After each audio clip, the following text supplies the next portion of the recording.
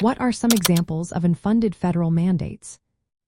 Have you ever wondered how certain laws impact state and local governments without providing them with the funds needed to comply?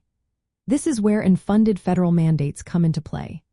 These are laws or regulations set by the federal government that requiring states or local governments to take specific actions without offering the necessary financial support. This can create challenges for local budgets and priorities. One well-known example is the Americans with Disabilities Act. This law mandates that public facilities be accessible to individuals with disabilities.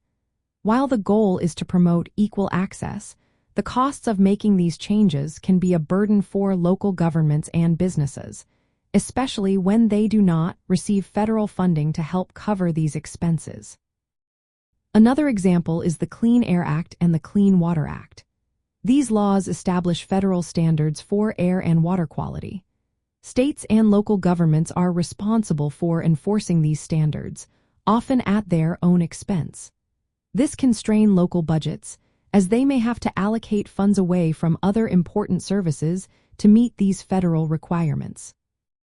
Medicaid is also a significant example. While it is a program jointly funded by the federal government and states, federal mandates can increase costs for states. For instance, if the federal government requires expanded coverage or additional services without providing adequate funding, states must find ways to cover those costs, which can lead to budget shortfalls. The Safe Drinking Water Act is another federal mandate that requires states to ensure their water systems meet safety standards. Compliance can be particularly costly for smaller communities that may not have the resources to upgrade their systems to meet these federal requirements.